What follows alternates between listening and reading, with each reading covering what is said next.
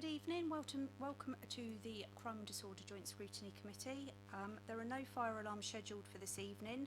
Therefore, if the fire alarm sounds, please evacuate the building immediately. The fire exit is located at the rear of this room. Go down the stairs and meet in the War Memorial Park. Please note that this meeting is being webcast live on the internet. The webcast will also be published to YouTube after the meeting. Please can all members switch their phones to silent or turn them off. Thank you. Just turning to the agenda, the first item on the agenda is to appoint a chair for this meeting. Do I have any nominations?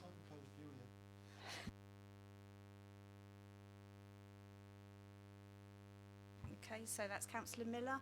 Is that seconded? Thank you. Has everyone agreed? Yep.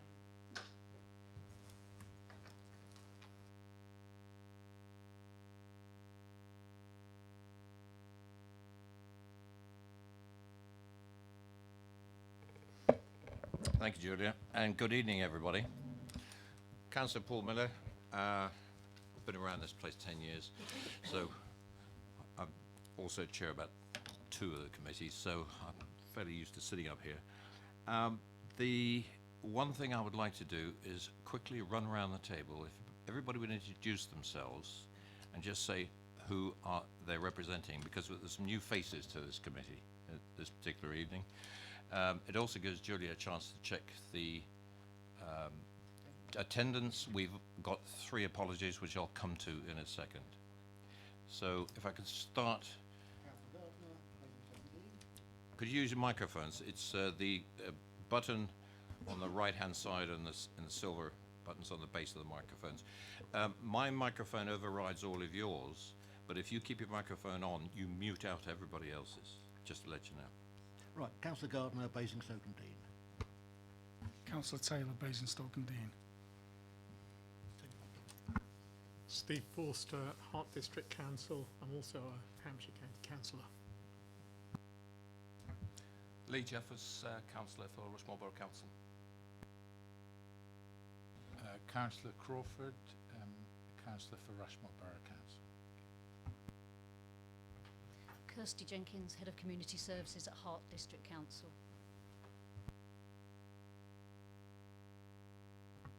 Sam Chelton, Community Wellbeing Manager at Basingstoke-Dean Borough Council. Lieutenant Colonel Paddy Baines, Garrison Commander, Aldershot. Good evening, Stuart Ratcliffe, Basingstoke District Commander for Hampshire Constabulary. Ryan Thurman, Group Commander for North Hampshire, Hampshire Fire and Rescue. John Halfaker, District Commander for Hart and Rushmore Police. Jessica Berry, North Hampshire's Clinical Commissioning Group, also representing North East and Farnham CCG. James Knight, Team Leader for Safer North Hampshire, the Shared Community Safety Service for the 3 local authorities. Carrie Ryan, Community Safety Manager for Safer North Hampshire. Councillor Simon Bound, Deputy Leader at Basingstoke-Dean and Chair of Safer North Hampshire. Thank you very much. And we have a new member just turned in. If you'd like to introduce yourself, please. Well, it's Councillor Peter Wildsmith, Hart District Council. Thank you very much. And I'll repeat it, welcome to everybody. It's an annual meeting, so let's see if we can get through this agenda. Apologies for absence and substitutions. I have 3 at the moment. That's David Liscombe, one of the officers at Basingstoke-Dean. I have Neris, and I do apologise, I don't know, Neris Jones from the Probation Service, and also Councillor Smith from Rushmore. Okay. Anything else? Nobody else that should be here? Yes, go ahead.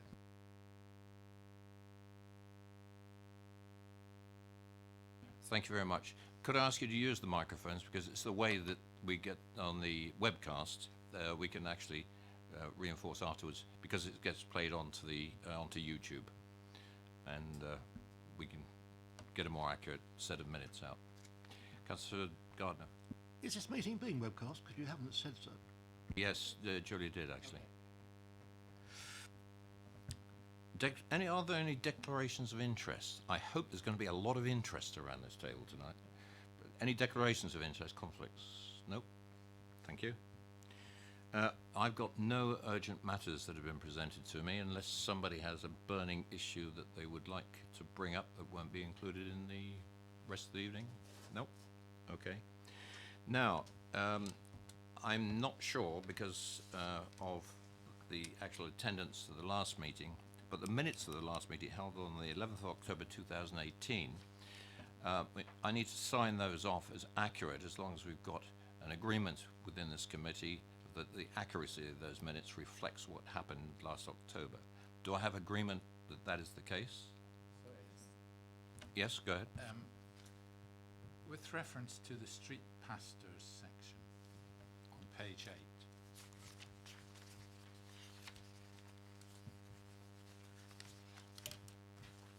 this is the penultimate paragraph at the bottom. The chair recognised the important work that street pastors do in Basingstoke. Well, we have street pastors in Aldershot, which also do very important work.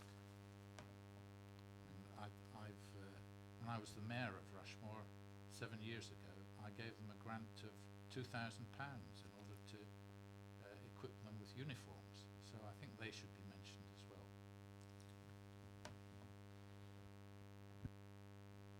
Very well. Were they mentioned at that meeting? And this is the point about the accuracy of minutes.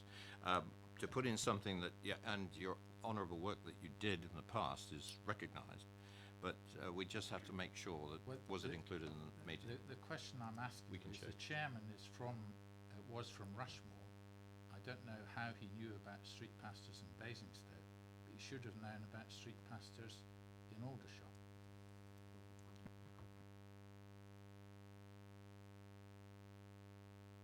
Chair, I think just reading out the whole paragraph, there was a conversation that the context from memory about that conversation was acknowledging the work that's been done in Basingstoke, but how the organisations like Street Pastors to make a bigger impact in tackling, like it's sort of implied in that conversation. It did imply that they were in other places, but it was sort of recognising the conversation at the time was about some work that was being done, and the joint working in Basingstoke was slightly different and could be improved in Hart and Rushmore. So in some respects, it's sort of in there. So I think we could sort of talk about everything in it's just a matter of agreeing the words. And if I can take that up, yes, we'll on this basis. I'll sign the minutes at the end of this meeting if everybody agrees to that. But I'll take a point that there is an example of taking best practice that goes in one part of the partnership and taking it across to the other parts of the partnership, which is one of the objectives of this partnership in general. And one of the objectives of this meeting in particular is to look at examples of this so that we can all learn from it and we can establish these sets of best practices right across the board. So thank you for the observation, because that's tweaked that little point out. So thank you. Back to the agenda. And we're now on to the performance review of Safer North Hampshire Partnership. And this is the pages 13 through to 70, which includes the Annex 3 and the individual inputs. I would like at this stage to do an intro. Call on Councillor Bound to go through his report as the portfolio holder and to set the scene of what we're going through tonight. In particular, the recommendations within the start of the report, and it's continued obviously through the rest of it. Councillor Bound. Thank you very much, Chair. Really, as a brief introduction, I just really want to go through what we've got in front of us. And as it says, there's my report in there. And one of the things that we've tried to do in restructuring it, which is why I won't focus on my report, it's probably on the other parts, is this committee has always struggled with the time frames that we've been looking at. We're looking at a strategic assessment, which is 17-18. We're looking at the work that we've done in 18-19 and a strategic assessment of 18-19. So I mean, it's informed by that. And one of the things that we've struggled with is how we, as a crime and disorder function with the three local authorities through our partnership, look at working through our priorities, which have been antisocial behaviour, alcohol-related violent crime, vulnerabilities and substance misuse, linked then with the police and crime plan priorities of championing community needs, reducing reoffending, partnerships and operational and effective policing, work as a partnership rather than looking at the specific work of each partner. Historically, we've delved into police stats. We've probably got a bit caught up in that. So fundamentally, how we've changed this report this year is you will see partner priority feedback templates, which look at how each partner has contributed with the work that they've done for our Safer North Hampshire priorities, which is why we have the people that we have here tonight, to really look at the partnership and scrutinise that rather than anything more specific inside their own agencies. We have with us Carrie and James, who've worked within the partnership for some time. I've had the privilege of being the chair this is my second year, and really looking at getting that sort of scrutiny, but also taking your feedback if there's something that we haven't put into this documentation that you would like to see to help you understand the work of the partnership, because fundamentally that has always been our largest challenge. What the partnership does, how do people understand it, and how as three disparate local authorities working together do we understand that we've got close enough scrutiny of it. So that feedback would be very useful as well, Chair. Thank you very much. Do we need to revisit the objectives of what this partnership is all about, or do we all have a thorough understanding of what we're all about, especially any new members that are on this committee? Are we content?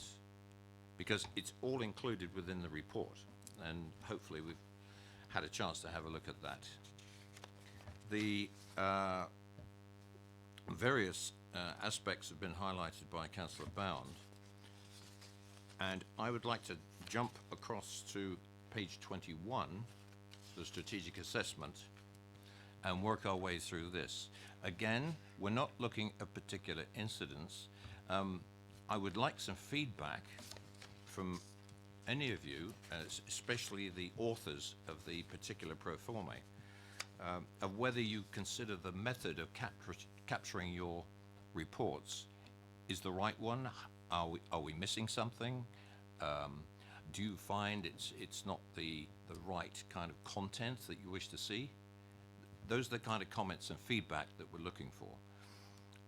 The agencies in particular, if the local authorities have any particular issues on one particular agency, I would rather not raise them in this meeting, because that's more a one-on-one discussion. But generally, we're trying to find some synergy here between the local authorities and the agencies involved. And if the local authorities want to see something else from the agencies, or vice versa, this is the forum we'd like to address it in, capture it, and see how we can make it happen in the future. Is that clear enough?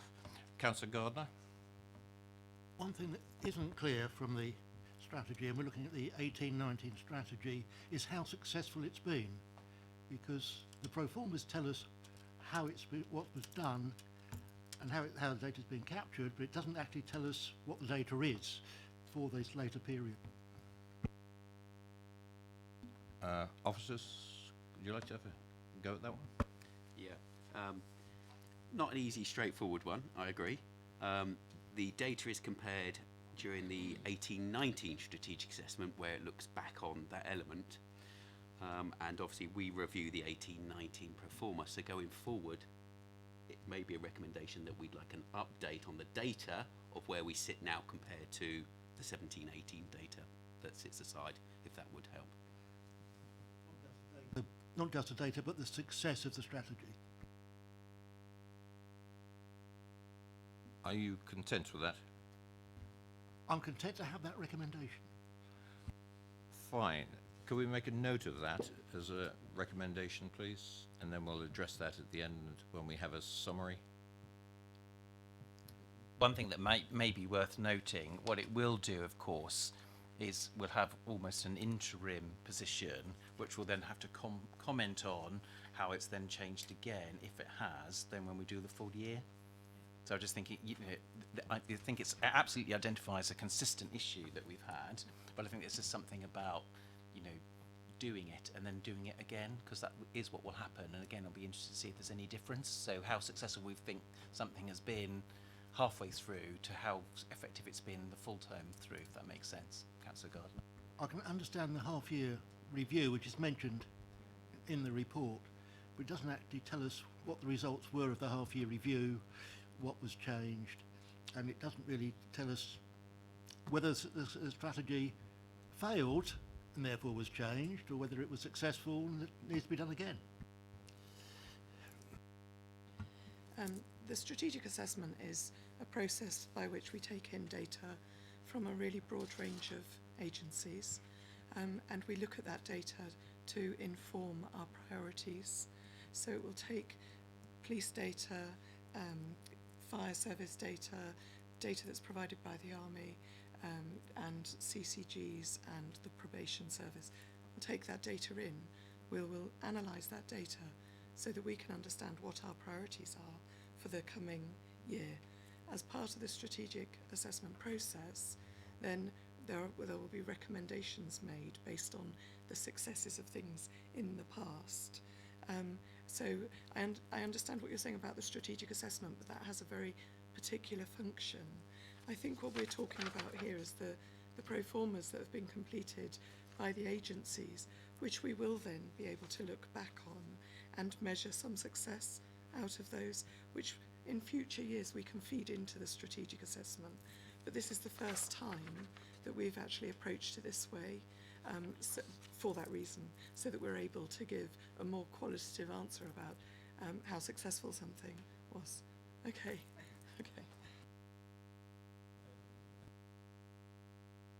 To follow on that point, because it does seem to me that the data on which this strategic assessment is based is going back to April 2017, which is 20 months ago.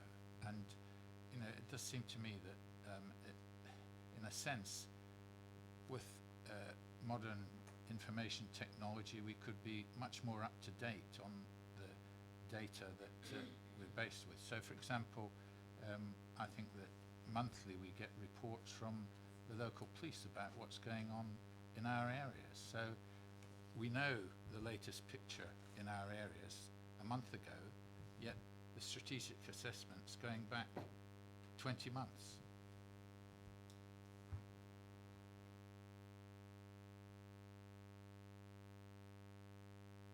I'll have a best attempt at this one. Okay, so as complicated as this is, and not ideal, the 17-18 strategic assessment identifies the priorities for the 18-19 delivery year. So that informs us to make decisions on what we need to concentrate on based on those trends that we've identified. That gives us a year to implement those interventions, to look at what we're doing, and now 19-20, we look back on 18-19 at how well did that go. That's the process. Next year, when we all sit here again, we'll be looking at an 18-19 strategic assessment data capture period that have identified the 19-20 priorities, and it will be somewhere around June 20 that we review that 2021 delivery on the 19-20 priorities. If we sat here today and we were looking at April 19 to March 20, so the current crime year, we're not due to discuss or review that till 21-22. And the point I make is there is a complete cycle we need to go through to say we've identified this through the data we've collected, we identified priorities, we've put those into place, now we review that. The reason for the monthly police updates and the quarterly data that our analyst puts out is to give a really up-to-date picture of exactly where we are.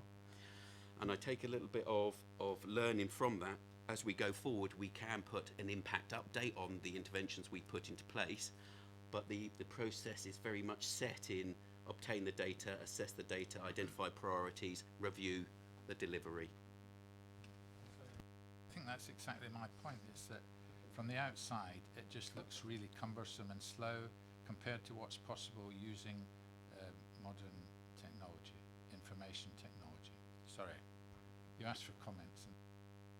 I think what we may also need to be clear about is scrutinising the process for all of those cycles is what we're talking about, and with an interim report we're almost scrutinising part of a process, which is really what we're trying to articulate here, and the role of this scrutiny as far as its statutory obligations is to scrutinise the whole of the cycle, which is why we will always, as elected members, get the response that we do from officers to say it's a street assessment of 17-18, activity in 18-19, and then to review it in the year 19-20 to see whether it worked. And absolutely, that can look slightly ridiculous when we're often looking at things which are much quicker, much sooner, much nearer. But the statutory process is to look at the whole cycle. But it's absolutely something that we have investigated. We will continue to investigate whether there's a way that we can do some more interim assessment and get that scrutiny and that feedback, and then how that informs the discussion about all of it. I think what's difficult about that, in my view, is what often is very much with this committee, and again it's an issue that we need to resolve, is the membership changes so much. So absolutely, the people who are scrutinising it at the end of the cycle may not be the same people that are scrutinising it halfway through. It's not a reason not to do it, but it's one of those obstacles we'll need to find a way of getting through. You're going to have to, I'm going to apologise now because I can't see all the names on the table, but Sorry. Go Thank ahead. you, Chair. Councillor Jeffers. It's just to go back to the initial point where the councillor on my right mentioned that if we are scrutinising the whole cycle, then we need to know the success now from that previous cycle. We seem to be scrutinising the cycle without any knowledge of what the achievements are. So I think that we've just gone full circle again to where we need to be. Councillor Gardner. That was my point exactly. If we are looking at the cycle, we are in the third year, hasn't actually finished yet. We haven't got the figures for it to decide whether the original strategy was the correct strategy, and we can't comment on it. So this meeting is probably at the wrong time. If I may, Chair, wonder whether we might have to go back rather than forwards, because what we'll have to, in full cycles, is what happened in 16, 17, 17, 18, 18, 19, to see whether the journey was followed, because we haven't got a complete picture now. But to get enough cycles, I think we need to go back rather than forwards. I think this is an important distinction between calling it a strategy and understanding that it's a strategic assessment, because it's not a strategy in the traditional sense of the word. What it is a document that enables us to be sure that we are responding via intelligence rather than responding by any other mean. The updates that we do on a monthly basis, and it is also worth mentioning that the priorities that are identified year on year are very similar, because they're the same kinds of priorities that are identified in every other strategic assessment across the country. We're all facing very similar issues. Domestic abuse has been on that list for as long as I can remember. You know, when we start talking about antisocial behaviour, when you start looking at violent crime, those things are on our priority list year in, year out. So the reason for the monthly updates is not so that we can say, oh yes, we're doing the right thing in the strategic assessment. It's actually to pick up the trend, the things that might be happening in the here and now that we need to be responding to, rather than the things that we know are ongoing. So if we've got a priority and all of a sudden there's a spike in that priority, that will be identified in the monthly meeting, and we'll be able to discuss what we're going to do to tackle that spike, to understand why that spike is there, and to reduce that spike. I do wonder whether there's something missing just thinking about what the panel are saying, whether if I looked at the pro formas, which we've got for each of the priorities, where we talk about measurable outcomes, what all, and I think I'm right in saying all agencies have done, is put words like reduction in ASB, but of course actually what you're looking is actually prove it. So actually you'd want the figures for what's the antisocial behaviour figures for 16, 17, 17, 18, so that we can understand what the travel is.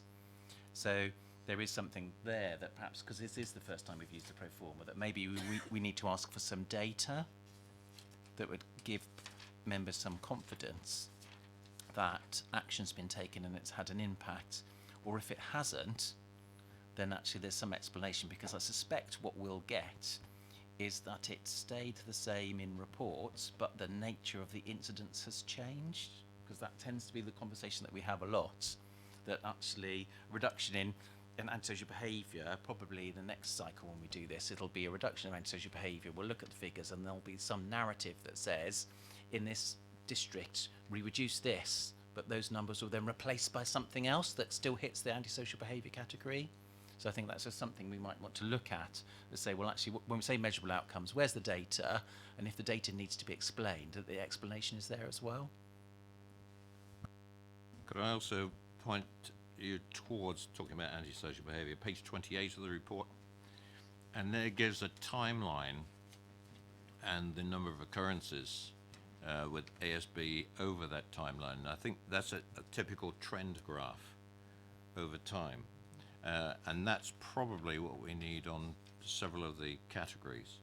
But that's the point of, I think, that Carrie was making on a strategic assessment, because we follow the lines going across here, and it's worth mentioning, when I read the report, they identified a couple of those spikes, and there was a reason for the spikes.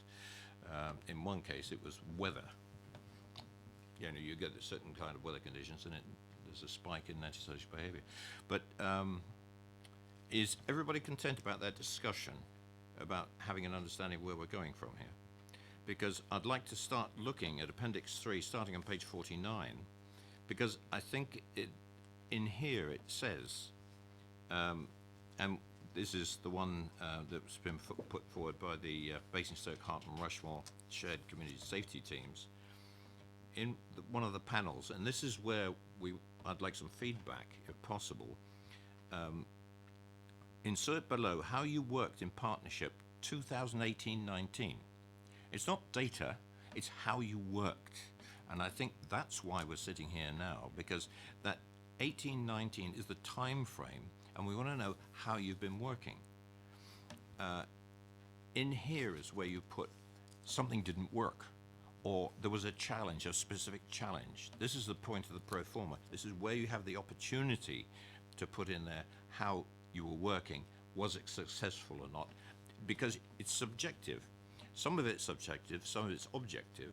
If there was a definite fall in a particular issue, in a particular priority, here's the chance to be able to say it. And this is a method of capturing that. So I think we're 6 months away from the end of, and it's a financial year we worked in? Yep. So we're 6 months past the financial year, so it's appropriate, and I don't think it's too far in the past, because the point of the pro forma, which were reviewed after last year, allows you to bring that as up to date as possible. If you like, in the strategic sense, it was over a period of a year, the year 18-19. Does that make sense? And that way you can make your own assessments. That's what these forms of work, they're for, assessments. If I can add to that, Chair, one of the keys as well that we've talked about is KPIs, and we've spent a lot of time talking about this, I think as a partnership and in the individual local authorities, where of course there is something about the right KPIs for the partnership. So when we talk about data, if it's number of ASB incidents, you could argue that is a data set, but not necessarily the right data set. Because going back to your point as far as, you know, what's the partnership been doing, it's about that KPI. So actually, as a partnership, we could do all sorts of bits of work, which, if you like, reduces the potential incidents of antisocial behaviour, not the actual ones, which is why absolutely the focus is on the work of the partnership and those KPIs, not necessarily a specific agency's data like crime stats for antisocial behaviour, which is, again, something that we've always got bogged down in, because, again, it's that different distinction that we've got the police here, and we can focus on things that are something that are on top of our community's agendas all the time, as far as crime stats, but we're scrutinising the work of the partnership and its activities that, of course, aren't driven by that as a priority, but may have little impact on the actual numbers year on year compared to potential, and we've got no way of demonstrating that. That's one of the questions I had, actually, was that is there a shared understanding between the local authorities and the police and so on about what the measurable outcomes are? Because it does seem to me that if you look at, for example, the shared community safety team, they have different measurable outcomes from what the police do. So, and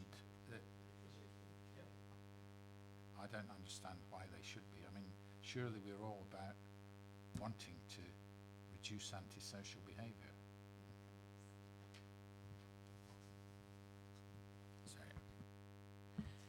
We are all about that, but we can't take any kudos for what the police are doing any more than they can steal the thunder for what we do.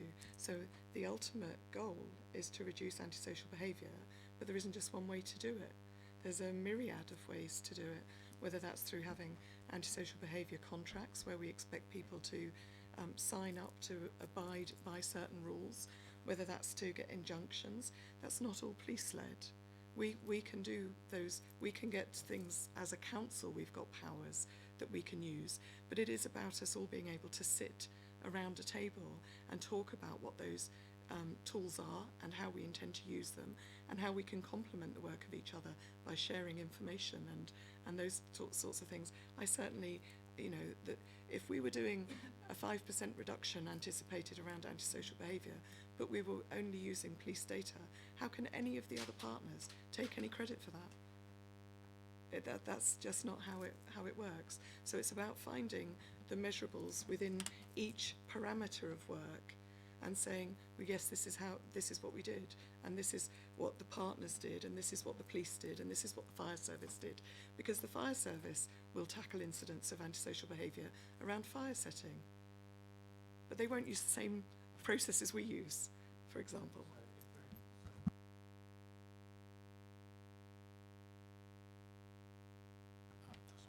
Sorry, thanks.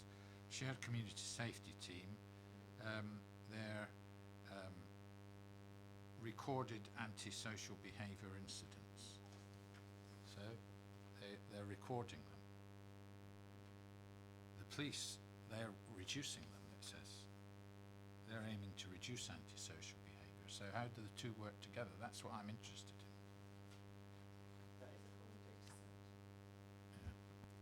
in. That is a common data set. So that's a data set that we're sharing.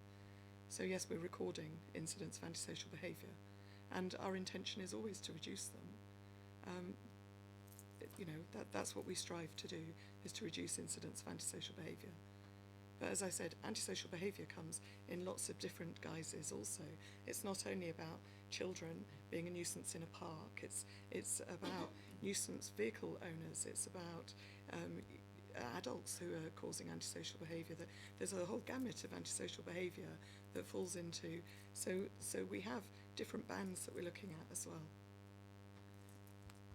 And I think the point was the reporting comes from different agencies. It's not just the police, because the police deal with a certain element of it, but the local authorities get involved as well, and the other services get involved in it as well, without going through the police data. And I think this is the whole point about the partnership. We collate everything. We look, as I said right at the very beginning, we look at how various tools are employed, so we set up best practice. Can I give you an example? In my own ward, a few years ago now, we were able to put an alcohol exclusion zone in a district centre that was particularly plagued with antisocial behaviour. The antisocial behaviour dropped to practically nothing as soon as we put that into place. That was a council decision, not a police decision, but we did it in conjunction with the police, but that's part of the powers in our toolkit that we have as a local authority. That's an example. So there's all kinds of ways we can pull the strings on this to, as a collaborative partnership, to make the whole thing work. I don't want to record that because it's not. But I think that there's something about just unpicking that, though, isn't there? Because absolutely, the response you've got, if I was sitting in your seat, would be actually I've been told it's the same data set by two different agencies. So why isn't that a number one KPI? I can hear your brain going. Why isn't it number one KPI for the partnership? And of course, actually, it is one of those things that, as a data set, is important to all agencies, but they're not. It's not exclusively. So if I look at the measurable outcomes for those two agencies that we've picked up, which is the police and the partnership, for the police, it's in their pro forma the one data set, and there's some other things about partnership working. For the partnership, it's one of several. And I think that's the distinction that's trying to be made, that says absolutely reducing actual incidents of antisocial behaviour is a key performance piece of information, but also for the partnership it is how many community courts, how many incidents, how much reoffending, and there are lots of other data sets for that. I think that's the difficulty, because the other question that you asked was, is it common for all of three local authorities? And the answer is no. Now, for the partnership it is, but for the local authorities it isn't. So again, we have that issue, because actually whether you have a dashboard or a data set or whatever it is you do in our three different local authorities, what those authorities want as their KPIs to say how successful they're being in community safety is different. So that's something else as a partnership we're finding our way through. Chairman, we were encouraged to send points for clarification in advance of the meeting, and I sent in 7 points in advance, and what we seem to be doing is... Could you put your microphone on, please? These might well have been... You switched it off again. These might well have been addressed in advance, but I haven't had any feedback, so I'm having to ask the questions now. On page 25, for example, of the report, there's a statement there about the estimate of the Nepali population in Rushmore but that's based on the 2011 census figure, which is totally out of date. I'm sorry, but that's of no relevance to the partnership. That's a statement of fact, because the next census is 2021. That's the only information they can go on. No, if you've got other information, you get the information and feed it back to the partnership. No, Rushmore has later information which they're using in their planning, which is twice as many, about 13,000 population. And my question would therefore be, from a strategic point of view, shouldn't the services be gearing up their services to match that population rather than the out-of-date figure, which is now 8-9 years old?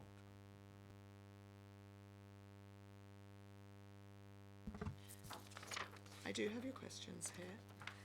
They have been printed off and we have been working through them, and you will get a response.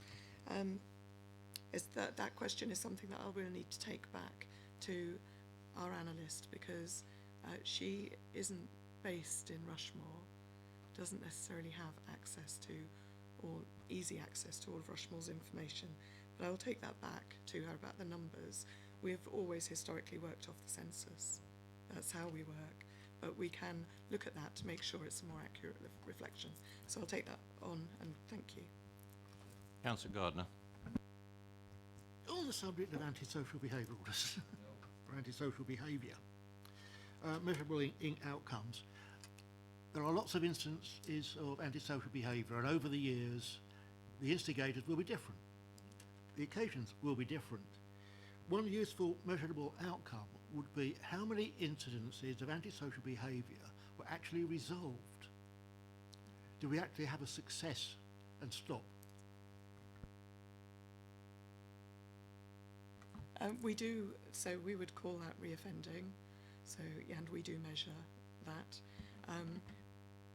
It's a little bit difficult because you have to understand what resolved means. So a resolution might be to go through community court, for example. So if we've got somebody who's causing lots of problems, that might be a route for a resolution. The police are using doorstep resolutions, quite a lot of the things that they're coming across. We're now using community protection notices. Whether you would see a community protection notice as a resolution, do you understand what I'm saying? So you're actually going down an enforcement route. Is that a resolution? So we'd have to have a common understanding of what resolution is. If you're just talking about it stopping, then we would have to look at the individuals involved, because as you've just said, as soon as one lot leave, you get another lot in. So we'd have to actually be looking at the individuals to say, well, that group stopped, but this group are a new group, and when they've stopped, we'll measure that as a success. So what you're saying is, if there was an incident, such as in Chinham, where there was a problem with drinking in the street, you would treat it as resolved if one person stopped. But if somebody else started again, that particular antisocial behaviour, as far as the public perceive it, continues and hasn't been resolved. But it would be interesting, as Paul said, they bring in a ban on street drinking and the problem goes away. That's, as far as I'm concerned, that's solved the problem. So the old designated alcohol areas, that legislation was overridden by the 2014 Crime and Disorder Act, and we now have public space protection orders, which can be used for controlling alcohol, and we do use them. There is one in Basingstoke Town Centre, there's one in Aldershot Town Centre, and one in Farnborough Town Centre. That doesn't automatically resolve your issues, so that has to go with other measures that you will take. So, for example, in Basingstoke, we have the community safety patrolling officers that make regular rounds. There are now town rangers, and we have a file builder that works with the bid to pick off, for want of a better phrase, those protagonists that are the most hardy out there. In Aldershot, we're using community protection notices, and we've got patrolling officers out. So there isn't just one fix, and there's still a place for the police in dealing with some of those individuals and some of the problems they're presenting.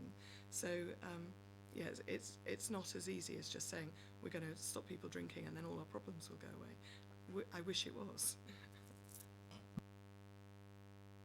Right. Yeah. I'd just like to reinforce that point, because I'm a councillor for Aldershot Town Centre, and I have to say in the last year or so it seems to have been extremely successful, and it's working well. The only question I would ask is what happens when, for example, the offender who's worked his way right through the system and gone into prison, do you get notified when he's come out again, and so you can keep an eye on him?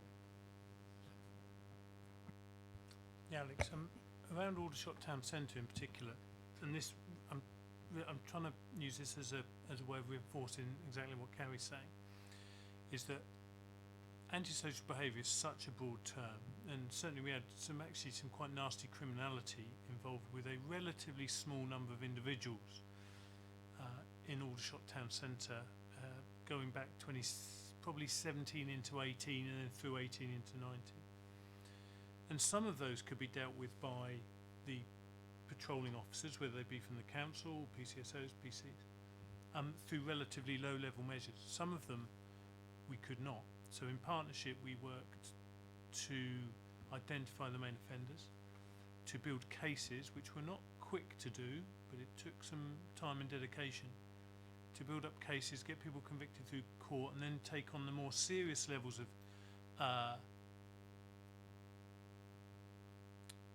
forms of antisocial behaviour notices that we can do. So criminal behaviour orders, which people still remember the term ASBO, criminal behaviour orders, pretty much the new version of that. And the people that we've got on criminal behaviour orders, and you normally have to get somebody through court convicted of an offence, and there has to be an element of antisocial behaviour to it, and the judge has to deem it proportionate to give this additional order on top. We targeted, if you like, the head of the snake, the main problem makers, and they have been going to prison. They don't go to prison for a long time. They normally go for several months, and then if they breach again, which they inevitably do, we're on them, they go back to prison again. But we will always know when they're going to prison, when they're coming out again. We will then have local plans in place that such and such is out. We will know, the partners will know, and then we will be aware of that information. So absolutely, we know when they're going in and when they're coming out. Thank you very much for that. I don't mind touching on an aspect like that, because that's an education for the whole partnership, and that's exactly what the kind of thing I want to hear tonight. Going through and it's looking at this antisocial behaviour one, I noticed down on the priority, alcohol-related violent crime is also a point here. So alcohol, I gathered as I read through this, is a theme, and it's identified as a key theme and facilitator for criminal behaviour. So it's one of the ones we need to look out for. Is that on, Chair? The first page, Oh, still 49. on 49. I'd hope that you've been able to read through these, because it takes a bit of time, but I noticed it was running through the whole part of this. Does the community safety team have any other mention on this particular template that you filled in? Is there anything else you want to bring up?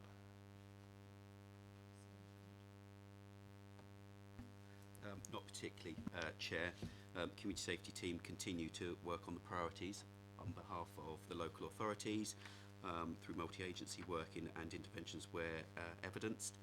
But you will notice that each of our partners also report on each of those priorities as well. So the first report there is the local authorities' response to those priorities, and you will see it repeated for each agency thereafter. Which is why I would like to take these, as they appear in the document, because if anybody wants to tease out commonalities in here, I'd appreciate it. That's what we're here for, across the partnership, and your views from the different partners. Like I said right at the beginning, if we can identify some common themes, it's something that we can all take on board. That's one reason for what we're doing at a strategic assessment. One of the issues I have, and is it you have, or is it your authority has? it is our authority. Okay. It has been discussed. It's to do with with antisocial behaviour and the reporting of it. Tenants are encouraged to report it to their housing association, and the main housing association in Rushmore is Vivid. I think it also extends into Hart and Basingstoke and so on, and they've had a very bad reputation for simply not dealing with it. And so my question would be, and they don't seem to be part of the partnership in a way, and my question would be, shouldn't they be more involved? And if tenants are reporting antisocial behaviour which their housing association isn't dealing with, what records do the police have of tenants complaining about antisocial behaviour? Because it seems apparent from the report that there's a lot of these incidents not being picked up. So the housing associations are not statutory members of this partnership, but they are operational partners for us. So they do come to our vulnerability operational groups. We do work with them on a daily basis. Vivid have gone through a huge process of change in the amalgamation of the two housing associations. But that doesn't mean that they don't work with us on problem tenants and that they aren't keen to resolve those issues. We have also worked on a couple of community trigger activations which have been broadly around what you're talking about, where somebody has a bit of a grievance because they feel as though their complaints haven't been heard. And we've conducted, although they haven't met the threshold of a trigger, we've actually conducted in the spirit of a trigger a review of how their complaints have been handled, whether there was anything that was missed, anything that could be done, and that's been a fairly successful process. But we do work really closely with the housing associations, and all of the officers that we have that work around antisocial behaviour will have people that they know very well in each of the housing associations that they talk to about things. I'd like to come back with a question for you. Vivid was mentioned in Aldershot. You are talking on behalf of the partnership, so maybe there's a connection that needs to be made here, that it looks like Vivid is included as an operational partner, and maybe it needs to be addressed at Rushmore to make sure you connect the dots. Well, what I think might be useful, Chair, if I may be so bold, is one of the things that we don't talk about is the operational board. So you don't see who the members are of that. Obviously, we've got a list on the back page of the members of the strategic partnership, but not all of those people who talk about people who are vulnerable, whether that be of victims or perpetrators. So perhaps sight of that would be quite useful, because all of the housing associations, all sorts of agencies are invited and attend those meetings. I think the last meeting I went to, there was probably 30 people in the room, all of the different agencies you could possibly imagine, talking about everybody else. And I think it's something that should give members some comfort that we live in 3 relatively safe authorities, and actually if there are issues with individuals or for individuals, they are in our areas likely to have a huge number of agencies wrapped around them and understanding what their needs are and what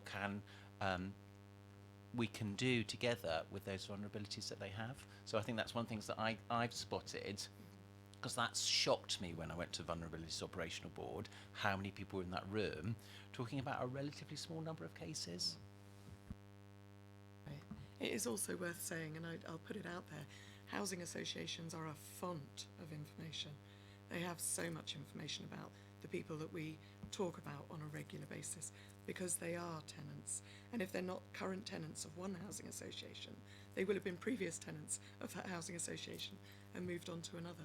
So we quite often tap into their knowledge around vulnerable individuals and things that are going on. You are also right, if I may again be so bold, that says different housing associations are more or less effective than others. We know individual housing officers are more or less effective than others, and probably some housing associations have different views about some of the tenures that they may have with their tenants as well.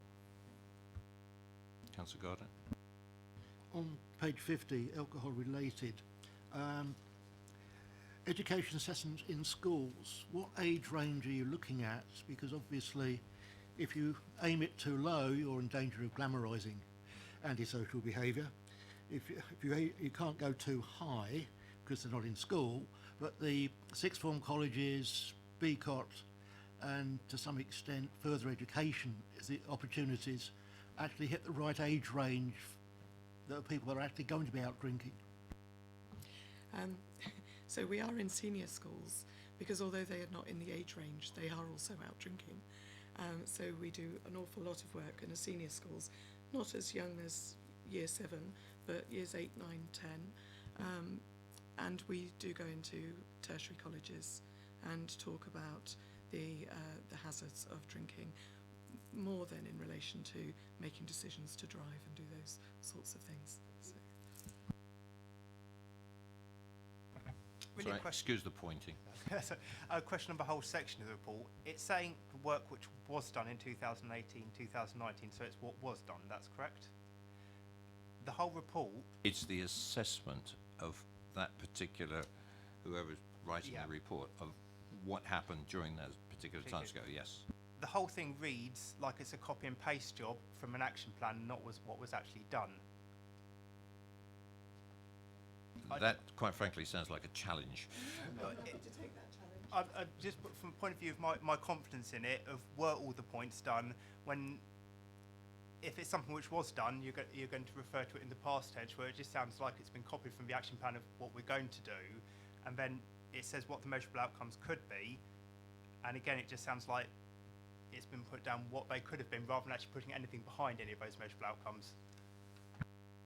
So we are still in 2019, and so that we haven't completed this year yet. In some respects, you're right, but that's only because out of every strategic assessment we are intended, or we are statutory obliged to create a partnership plan. And the partnership plan is a body of work that we're going to do to tackle those issues. In the detail of the partnership plan, we have milestones, and there are things that, you know, did we hit that when we said we were going to?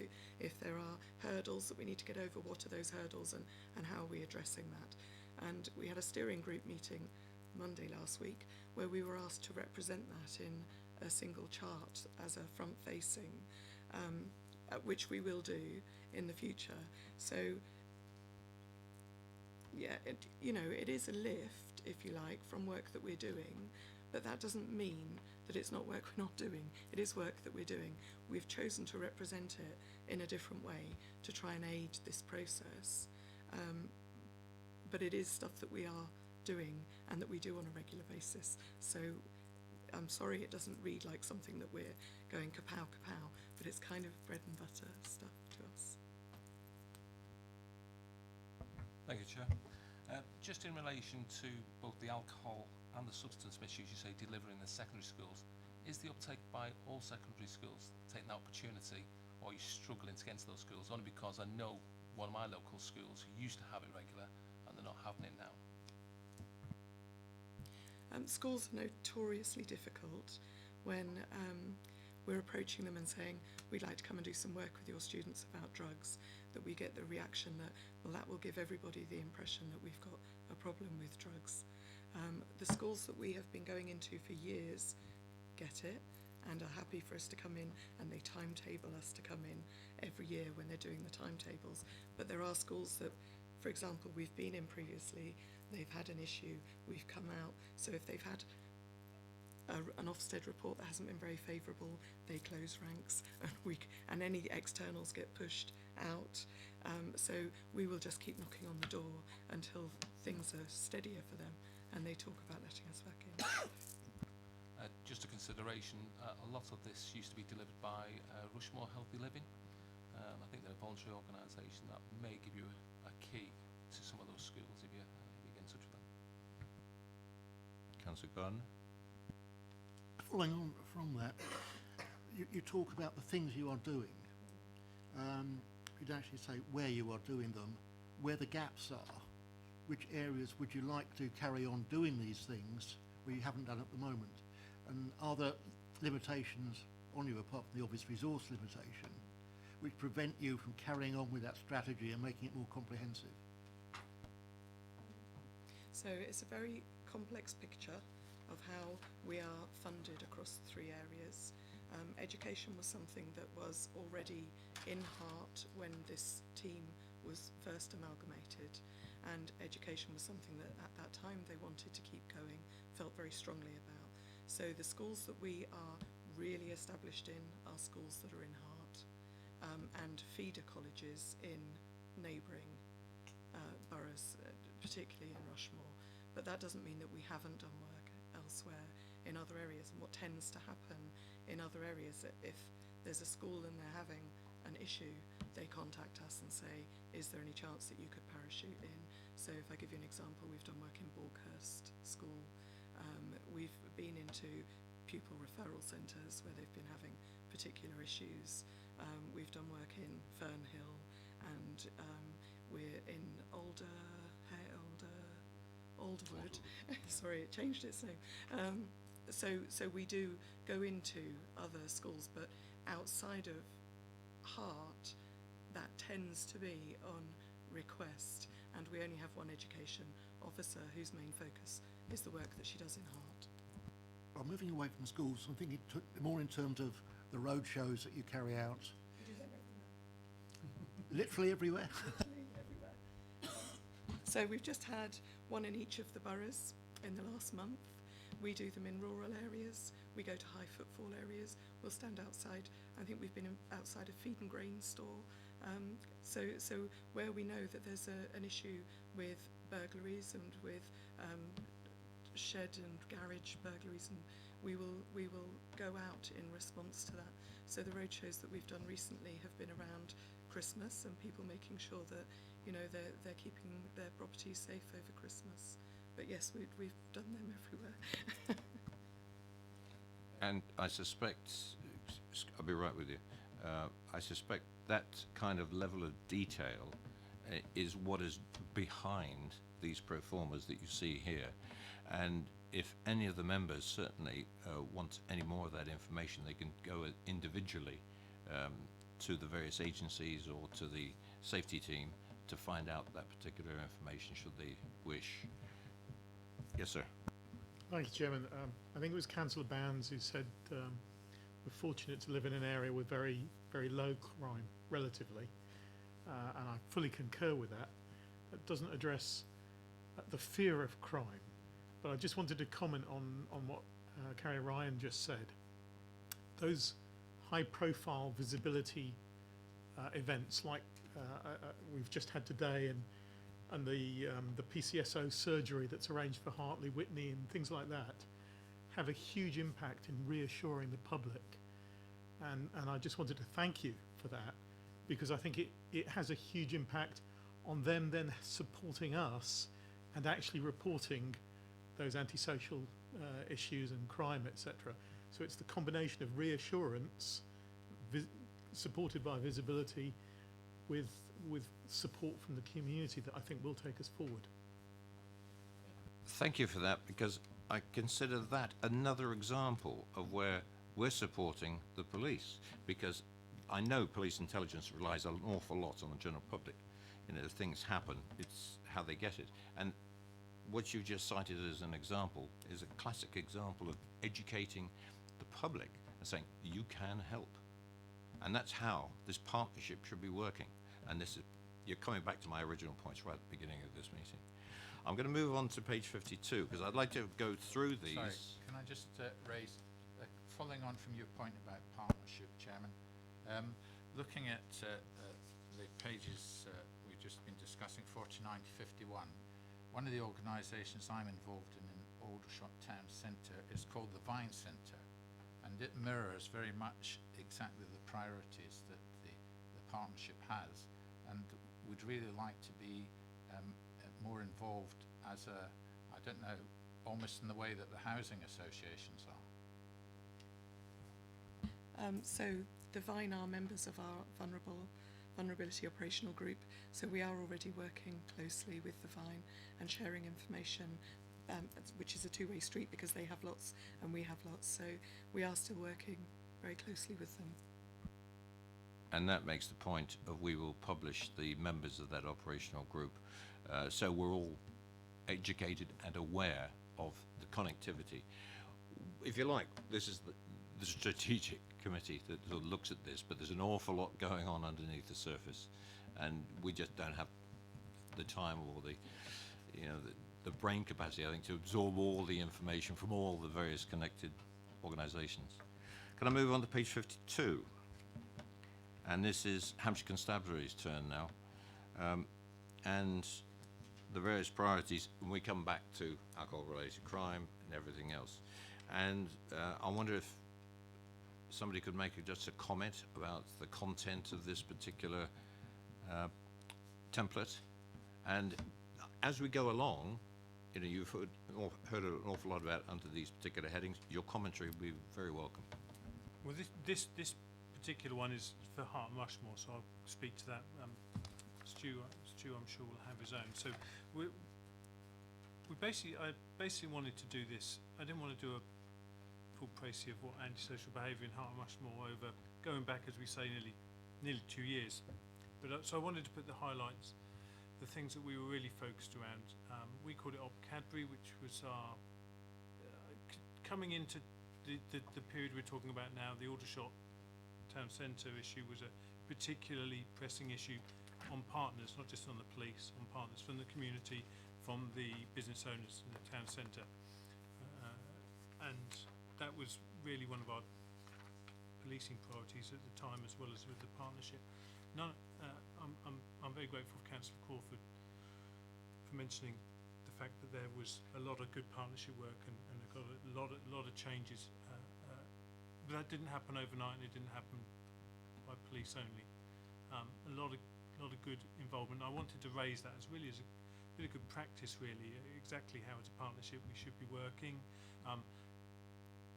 All sorts of agencies coming together, whether it be to offer alcohol advice and drug advice to those that were up for seeking some rehabilitation, whether it was the ones that weren't, that continued offending, that the police and the local council, patrolling officers would deal with the instance of behaviour, build a case, and then for the more serious offenders, as I already mentioned, go through to the criminal behaviour orders and then get some really good convictions out of that. And that kind of work is now, from being a really challenging incident to where we had to start identify who the players were, what the main issues were, what different agencies could bring to the table, and then build the case from there. Having gone through a really tough, 12 months or so, I think that's now kind of business as usual, in as much that we now are a step ahead rather than a step behind around that. And we're able to take that into Farnborough Town Centre, for example, where we've seen some displacement, because that'll happen. We've seen some displacement of some of the street attached people, and we're able now just to pick that up and run with it without it being such a big deal as it was initially, because we know what we're doing, if you like. That's been a good learning curve. So I wanted to raise that as part of the 18-19 year. That was a clear priority, not just for the police, for the local council as well. About the identification of hotspots, I wanted to try and just make that it's not always the police that identify those. Certainly, I can think of several examples where it was the community safety team who get the calls, whereas maybe the police don't, because we wouldn't always get them, who then identify an issue that we maybe weren't aware of. We then talk how we're going to deal with this in partnership, and then we've cleared out. I mean, I can think of a couple of examples. One off the top of my head would be the Pinehurst roundabout in Farnborough, where it was identified actually through the council that there was mainly used on bikes, and then it became a little bit causing some intimidation. Then it got into a bit more criminal activity, people throwing stones at cars passing, that kind of thing. Joint operations, both with the council patrolling officers, identifying who they were, police out there doing plain clothes operations. Bang, couple of arrests, people taken home, parents told. As Councillor Gardner asked earlier on, an issue that was resolved. There's no any problems there. So there wasn't the police identifying that as an issue.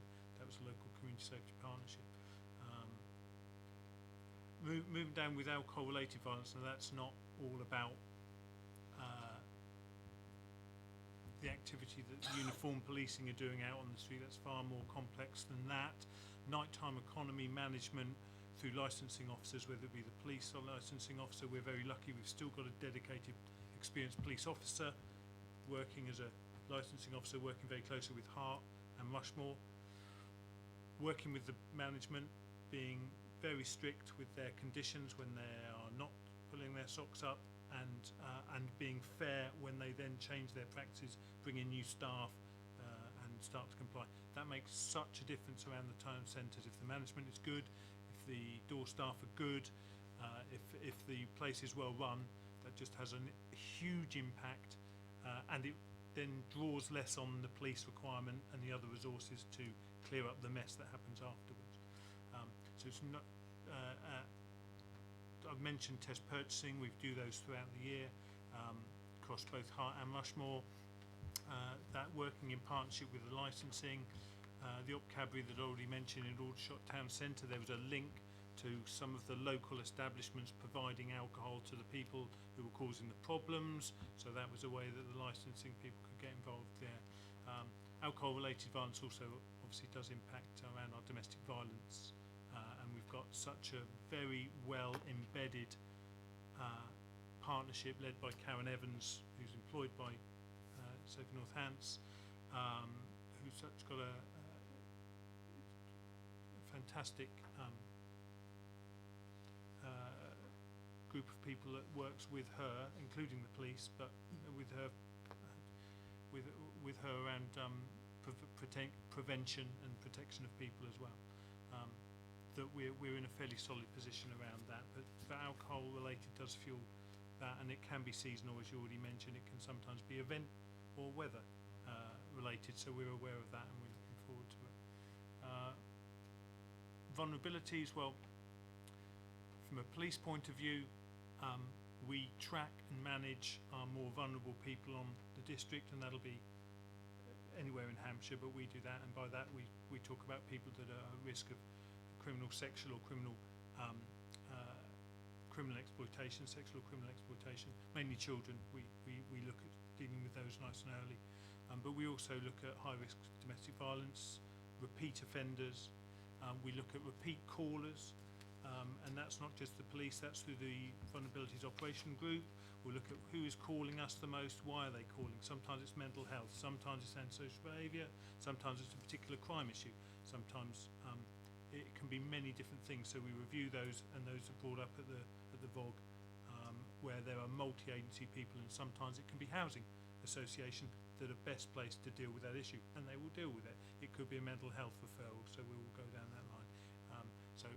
The VOG, which is the operational arm of the strategic group, if you like, they are in the weeds dealing with these on a very regular basis. Flagged up some local work here we do around our force-wide signature op liberal, which is people vulnerable perhaps to financial fraud, to people knocking on doors, doing services that are not required or are overcharged.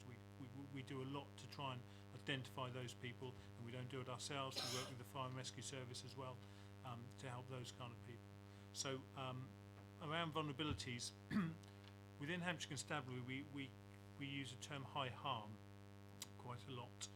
High harm being, we need, if we're going to focus on something, it's going to be on our high harm individuals, it's going to be on our high harm, high threat crime types, and certainly the most vulnerable people are who could be at risk of criminality or exploitation in one way or another. That's a key part of our focus. Substance misuse, for me in Hart and Rushmore, the criminality side of the substance misuse, which can also link into the most serious violence crimes, is around our drug-related violence, our county lines, and that's a key priority for me. It was in this year and it still is now. Just to put into context, because we're going back to the beginning of the financial year or the crime recording year, whatever, 18-19, so in February and March 18 there was 2 significant incidents in Hart and Rushmore. There was a knife murder in the Totland estate in Farnborough in February, followed the following month by a attempted murder shooting in Blackwater in Hart. Both of these going into this year were considerably were very high pressure, high demand responses that we needed to do. So that was the kind of and that took up a lot of our resources, because we had to focus on the potential fallout of that, potential ongoing community tensions, and so a lot of resources, certainly for the first half of this particular year, we focused locally around those. So we also were doing the rest that was running by, because we had these 2 critical incidents running at the same time in Hart and Rushmore. And that's just to put some context around the policing element for that year. But all of these areas build into my local policing priorities across Hart and Rushmore. There's not anything in here that doesn't fit somewhere within my own local district priorities. And you find the the groupings that we've got in these particular pro forma are adequate for you to do that reporting? Well, this is the first one of these I've done. Yeah, it's the first one that anybody's done. And I guess it was just, now I've done it once, I could see how I could either add value by adding additional words, information in the future ones. It may even be better that perhaps we do them slightly earlier on in the year, because I'm thinking back to March, April, May 2018 for what we were doing then, was actually there's no reason we couldn't do these in June, July, which is a bit closer then to the previous year. So that's just something I would perhaps suggest next time. And now we've done one, we can see that the next one perhaps can add a bit more value by understanding how it works in the whole process. I think you've been reading my mind, because in the preparation for this particular committee, that's exactly what we intend to do, and you'll find out that when I come to the last item on the agenda, which is the date of the next meeting, and you'll find it will not be in November. And it will accelerate the process in terms of the timescale, so it's much more apposite in terms of collecting the information that we need to address at the next meeting. But thank you very much. Very quickly, is there any commentary back from the authorities to that? Because I found a lot of the comments made related also to the interaction with the local authority, which was very encouraging. Thank you. I find the report and the format of the report very helpful. The one thing I would like to see, and I speak, I think, for most of those in our authority on that basis, is a lot of this information is not circulated widely by the police and actually would inform the public. So perhaps consider actually doing something publicly not dissimilar. Bearing in mind this is a public meeting. And yes, you're next in line, by the way, Stuart. Yeah. Do you want to comment on this particular one? Yeah, just a quick comment. It is all publicly available. It is all. It's a very quick search on the internet. It breaks it down to something as simple as wards and neighbourhoods. I wouldn't be surprised if it breaks it down to road basis. It is very much available. If you want that information, it really is there. And I think I take your point that we don't necessarily spoon feed it to people, but I think if people want to actually go and see it, it is there for them to be seen. And certainly any dialogues that we have locally, both John and I, we ensure that information is pushed out. If I can come back on that, take that on board, and perhaps it's something that Kirsty can help us with, and maybe take that information and proactively put it out through some of the publications that the council puts out direct to residents, because I do think there's maybe a benefit to spoon feeding it. And I think the local authorities have got their various avenues of doing exactly that. We have a Friday weekly catch-up. The chief executive writes some things, and they can put the signposts up to exactly where that information can be gathered. And I think to raise its visibility would probably be a very good idea. Yes, Councillor. Sure, I just wanted to come back on that point. Is that as councillors in Rushmore, there's a number of councillors do put out this information as soon as they get it from the police, and that seems to reassure the population that the police are doing their job, which is sometimes other people would question. But I would like to say that it does seem to me that the content of this is what I would like to see from the other agencies, because I noticed that some of the other agencies have left the outcomes blank. They haven't reported back on what their outcomes were, and it does seem to me that if we're going to have this is the form of reporting, that all the agencies need to do their job and complete the reports properly. I think they're all encouraged to do so, but we can't sort of force their hand if there's nothing for them to put in there. That's a decision on their behalf, but 100% everybody should be encouraged to fill out the reports. Councillor Gardner? Really, it's just reiterating what's just been said. I think the public need to know that the information is there should they want to go look for it. Because it's all very well saying it's there if you look for it, but people just don't know that they need to look for it. So it's useful if we can flag it up somewhere publicly, such as our newspaper, which goes to all residents, not just something that goes to all councillors. I think that was what I was alluding to. Paddy? Just an example of good practice and the subject we're talking about. We at the Garrison, along with Rushmore Police, have started an initiative which the first part of takes place tomorrow, where Rushmore Police will be coming on to Garrison Radio to talk about general policing issues. And hopefully it's an opportunity to explain what is happening, because the community doesn't always see it. And of course, there's also an opportunity to signpost type information that we're talking here. And we're about 1/10 of the Rushmore community within the Garrison. And of course, that message will get out there. Other people listen to our station, not just the military. So hopefully that's, you know, a way we'll be moving towards dealing with that particular issue. Thank you so much. It's also worth noting, isn't it? I think some comms professionals were telling me that they used to have an adage that says you had to tell people something 3 times before they hear it. And that's now changed to 7 with social media and everything else. And I think it's one of those things that probably all public services could learn a lot from, whether that's tweeting it, whether that's making a video explaining it, whether it be, dare I say it, councillors, whether that's county councillors, district councillors or parish councillors, not just absorbing information that they're told by residents, but also taking a role as far as educating them.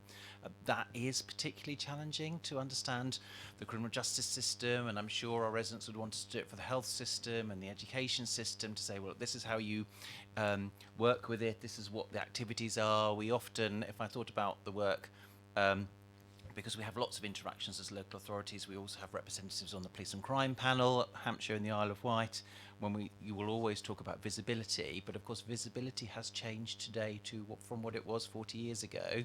And of course we will, I'm sure, have residents who say, do you know what, I never see a police car. As somebody who happens to work in my community, I see all the police cars that go through my community, and it's because probably most of my community aren't there when the police are, or they've got their curtains closed. So I think there is something about getting that sort of visibility of activity, which is a challenge, and the world that we live in makes it even more difficult. And I would suspect also the role of councillors makes it more difficult, because we are also in a prime position to tell residents about everything, which makes our role quite challenging as well. But I think there is something about some of that. And of course, you can always give somebody that information, doesn't mean to say that they've read it, understood it, and remember that you told it to them a month ago. Yes, sir. Chairman, just one really minor and consider it pedantic request. I found the report quite difficult to read because it's black on dark grey. That was going to be one of mine. Stuart, if we move on to Basingstoke. Chair, thank you. I'm going to start very, very quickly by making a wild assumption that you've all read the pack, you've all divulged the pack, and as a point of matter, what I'm not going to do is just go through the same process that John's just gone through, because I don't think that's going to be helpful. I think it's going to be a great use of time. If there are specific questions from a Basingstoke point of view, I will take those. What I think is really, really worth me spending a couple of minutes just making it really clear to the partnership and everybody in the room is just the position we're currently in Hampshire Constabulary. I think it's really, really important to the context of this report and to the context of our work going forward. We are probably, in terms of where we are in terms of policing at the moment in Hampshire, we are at a considerable period of stretch and strain.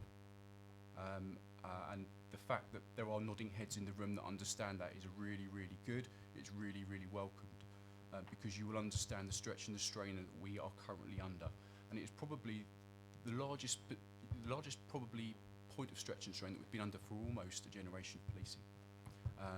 And despite what is occurring in the media in terms of an uplift of officers and considerable more officers coming through, that is going to take some time.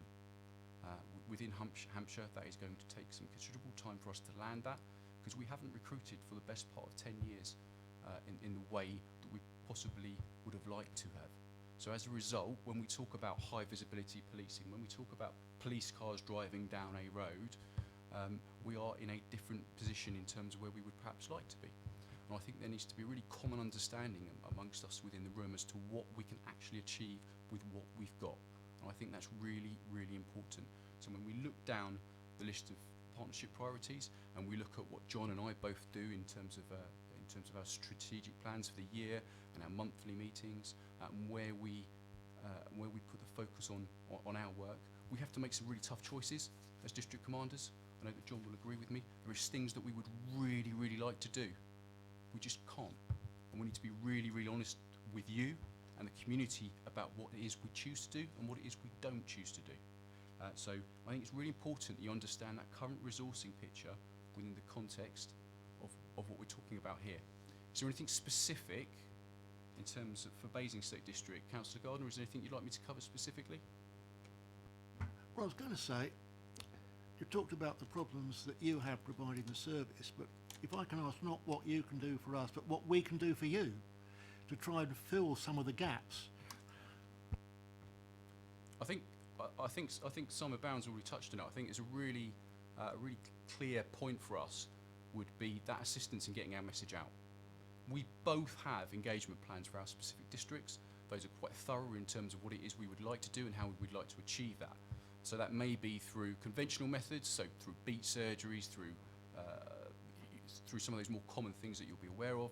It may be through social media, so it may be through our Facebook pages or our posts, appealing directly to people and getting that information out there. But I think a key element of what it is you could assist with in terms of us looking forward as opposed to looking backwards is getting some of those messages out to your communities and across the wider spectrum in terms of the council as a whole.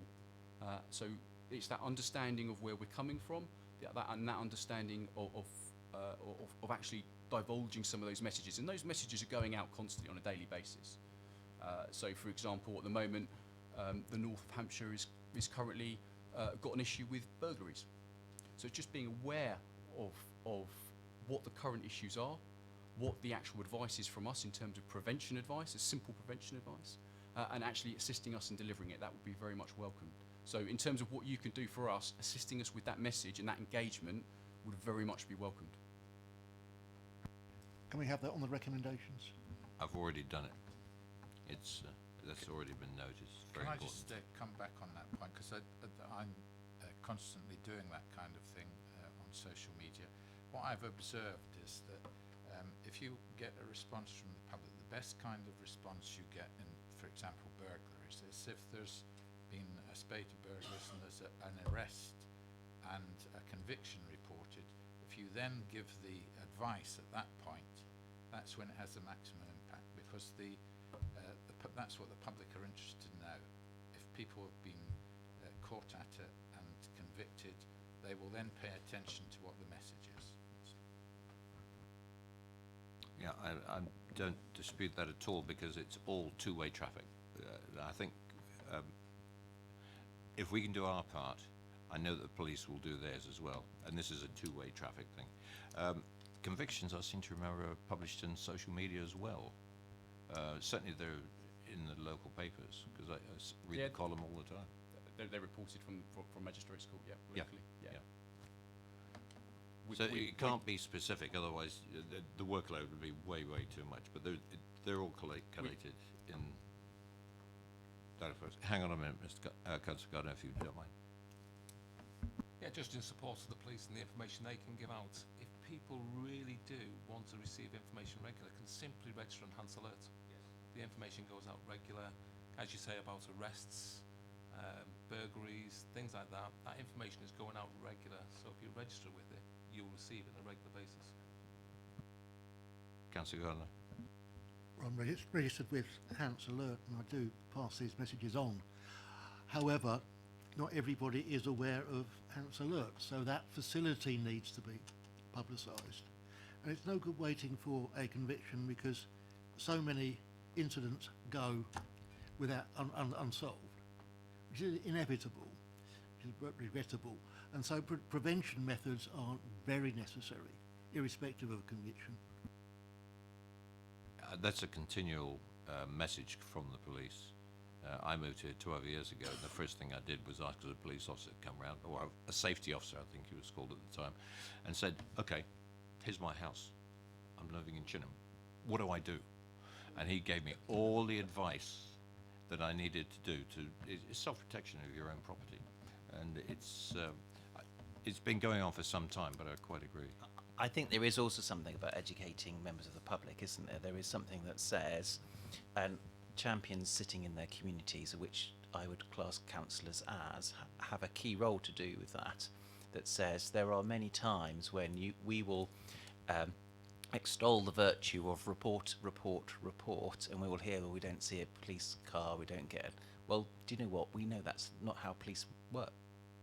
It's intelligence-driven, it's data-driven, and actually it is, I suspect, one of the few things that councillors can do that nobody else can do, which is to help members of the public understand that their report of an incident probably was something that was then aggregated into some intelligence at the Northern PIC, so that they had the intelligence, they can investigate it, they could make some connections, and they could make an arrest. And of course, if you make a report on 101 and you don't see a police car turn up to your report, you won't know that that has happened. But it's the thing that our police colleagues will tell us all the time. And I think it's that education point that we can play a big role in. And that's very difficult to put over in any other communication channel, apart from mouth to mouth from us. Any other comments, Stuart? I've got no further comments. I would welcome the support that's been offered. Right. Thank you. Unanimous support, that is. It's, like I said, a two-way street. Thanks very much. Right. Move on to Hampshire Fire Rescue. Forget my microphone. For us, again, perhaps put a little bit of context around where we are and how we fit into the Community Safety Partnership, and certainly in terms of some of the priorities, we wouldn't be necessarily the lead agency on those, but I do see that Hampshire Fire and Rescue Service very much support a lot of the work that's going on, and sort of eyes and ears on the ground to be able to refer through and to be able to work with our colleagues across the partnership to help achieve the overall priorities. In terms of some of the later priorities, our involvement is very limited, so the substance misuse, we don't get hugely involved in that, and the alcohol related crime. In terms of the vulnerabilities, a lot of that is brought around through our safe and well visits, which I'll come on to talk through in just a moment. But we clearly have a key role in some of the antisocial behaviour through the arson reduction and so on, which forms part of that. Again, as Stuart did, perhaps just put a little bit of context around it. Our service has seen a change in numbers over the last few years, and where some of our resources are allocated, and again, as to use the term that Stuart uses, stretch in certain areas, and community safety is certainly one of those that we're very much feeling at the moment. Over the last couple of years, we've been involved in a number of trial projects, certainly working with CCG through delivery of health education. We've kind of trialled that in the North Group, and very much changed the way we deliver our safe and well visits. So our primary role, I see, in terms of community safety for us, is delivery of our safe and well visits, which is where we're visiting people in their homes, and providing fire safety advice, and the fit-in of smoke detection, which has evolved over the last couple of years to now very much asking other questions through questions around health and well-being, through crime-related questions, and quite a comprehensive form. The form we fill out now is sort of 11 pages long, and it gives us an opportunity then, when we come out of the visit, to be able to make those referrals across the partnership, and perhaps put on other agencies' radars some members of our local community that need some additional support and help. I've referred in the antisocial behaviour area about some of the other activities that we get involved in. So we've talked about the Safe and Well, which is our primary activity, but also we've got a schools education department, which works out of our service headquarters, and again, that has reduced over the last few years, but we work primarily in the Key Stage 2 area, and get into schools there to provide fire safety education and road safety education in there as well. We do a number of road safety events, and part of the Think Safe events, and we're also the delivery partner for the Prince's Trust scheme for the 16 to 25-year-olds to help steer some of those participants onto future employment and so on. In terms of the measurable outcomes, at the time of writing the report, we hadn't got the data through, so I've got some figures should you require those this evening, and I'm happy to share those later on should you require them. But again, I very much give you an overview there of the kind of things we're doing, and welcome any questions that you may have specifically to any of the activities that we're involved in. Thank you. I've got one. Maybe I'm getting the wrong message, but I have heard in general media that some fire authorities have had problems with attacks on fire service personnel. Do you get, has that occurred in the partnership area at all? I noticed nothing was mentioned in the report. So fortunately, certainly across the Safe North Hampshire, over my time in the fire service, I could probably count on one hand the number of times that we've had any sort of physical or verbal abuse. So we are very fortunate in this area that we are very much welcomed into the community as opposed to any hostile acts towards us. I'll touch wood there because I don't want that to change, but you know, across the country and across other areas in Hampshire it has happened, but it's fair to say that it is very few and far between. That's very reassuring. Thank you very much. Are there any questions for fire and rescue? Nope. I'm going to move on then to the next one, which is the CCG. Oops. Sorry, didn't you see that coming? Thank you, Chair. Over to you. I knew it would come to me eventually. So when you think about crime and disorder, you don't think straight away about the role of health or the NHS. But under each of these priorities, especially thinking about the wider determinants of health, there's a real place for health services to play, including the clinical commissioning group. And one bit of feedback about the form is I could have put so many things under each of the different priorities because they could have gone under any or all. So there was lots of interdependencies. So for instance, the first one, antisocial behaviour, I thought about the work we were doing around, and it's not a very nice term, but high intensity users, but to the general public that is people that use emergency services frequently. And some of those will be your people that are antisocial behaviour. And if you think about some of the reasons behind antisocial behaviour, you've got mental health, substance misuse, alcohol, I could have put it in equally, homelessness, I could have put it under vulnerabilities. So that's how it can be so interdependent across. So one of the things we looked at in 1819 was all the different groups that looked at those cohort of what we call patients, but to you it'll be residents. There's the work of the VOGs, so the vulnerable operational group, so they might have many of the same people. Also something called MEME. Does everyone know what MEME is? So it's making every adult matter. So there's MEME groups looking at people that might be affected by homelessness, and some of those might be frequently using services. We also have something we call high intensity users in mental health, where they're pitching up at ED quite frequently, or the police are picking them up, or equally the fire service could be as well. So we looked at all those sorts of groups, and one of the common themes was, one, should there be some work over the groups to maybe share information, because some of them would be the same individuals.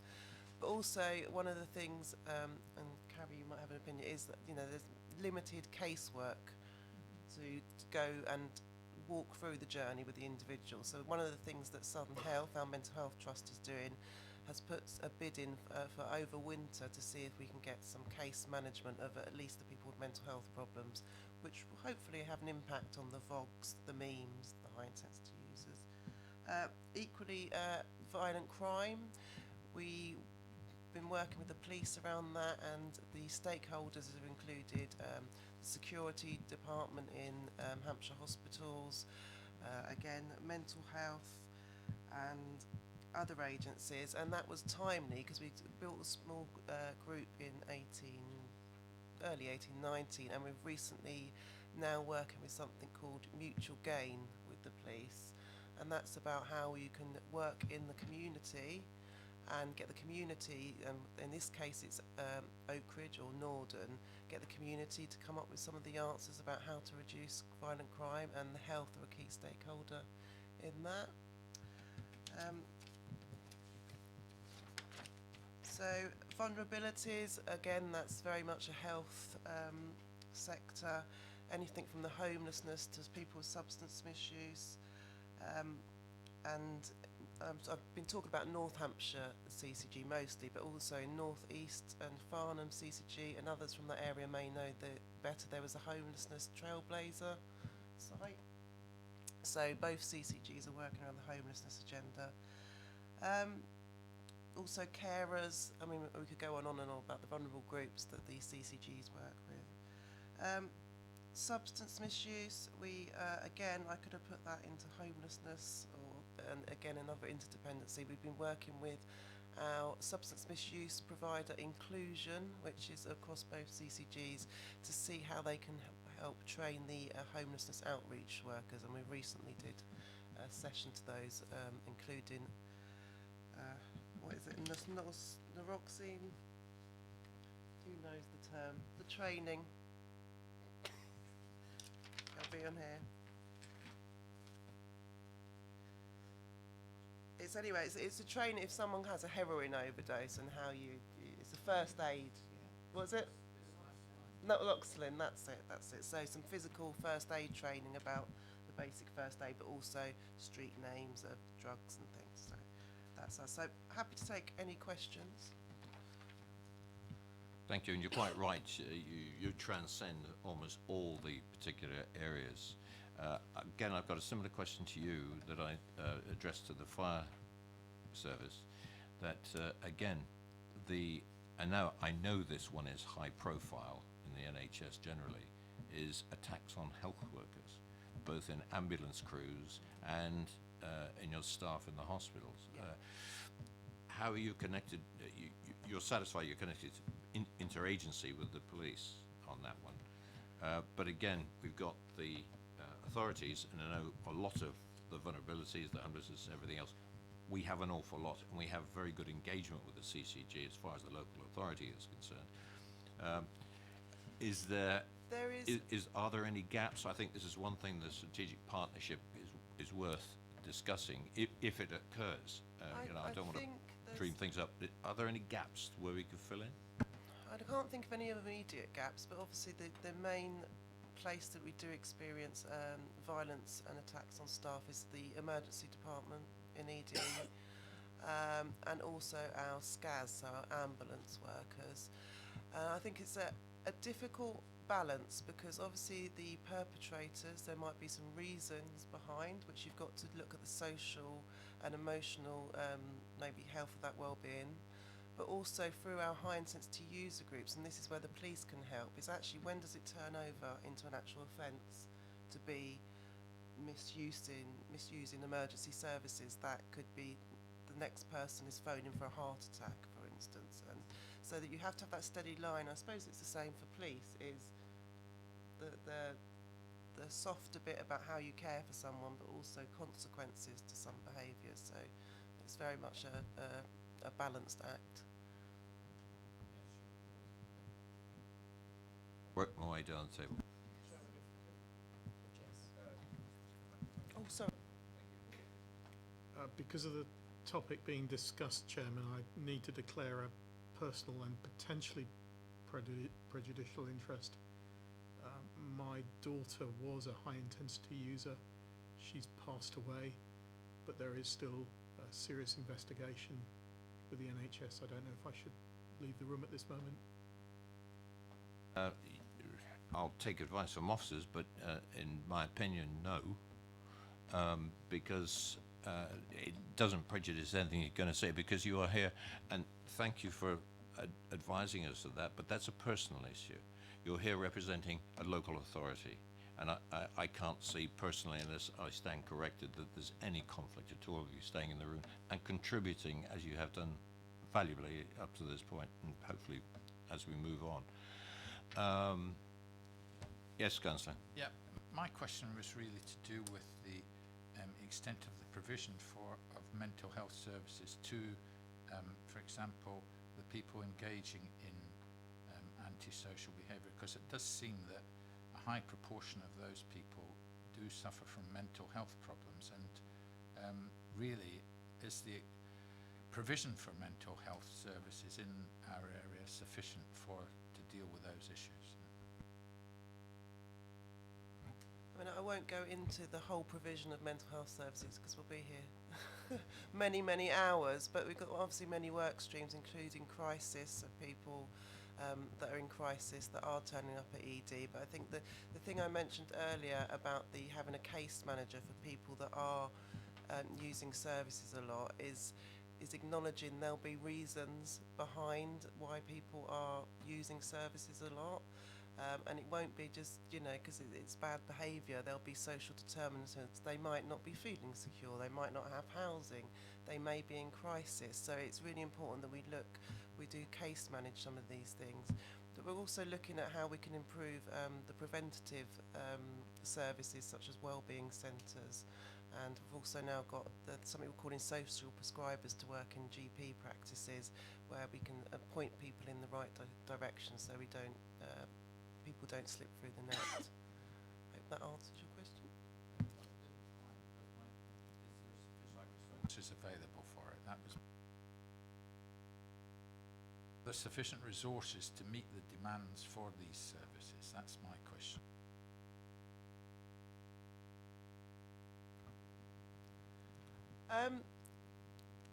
They are meeting to the best of their ability at the moment, but as you know, we invest year on year into mental health services, and we have to prioritise everything from prevention end to crisis end. I mean, again, it's a bigger debate if there's adequate provision out there for mental health services. But yes, we certainly will be investing year on year as we have done. Any more for the CCG? Right, next one. And probation service. Do we have anybody here from the probation service? Sent their apologies. Officers, do you want to comment on anything they put in? We'll take their report as read.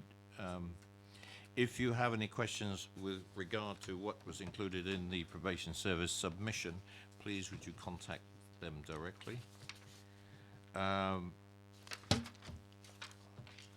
The community rehabilitation company, nope, and they made no entry. Yes? I'm not. Are these private companies that are just simply they're getting paid for what they're doing and they're not participating properly? I mean, it does seem to me. So the CRCs are going through a significant period of change. Again, so some years ago, probation was divided into National Probation Service and the community rehabilitation companies. There's some step back from that, and they're going through significant change. But in relation to, if you like, our absent reports, we are in the process of getting a letter ready to go from the chair to say that it's not acceptable that we're getting nil returns, and we are pursuing that. It is an ongoing problem, but well, I should say some more about that.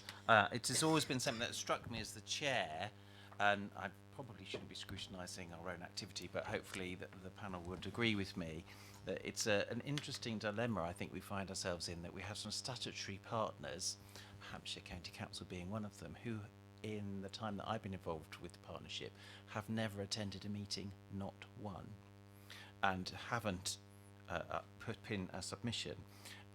With the work that I do on the police and crime panel, there is some issue, I think, some difficulty that we have with police and crime commissioners.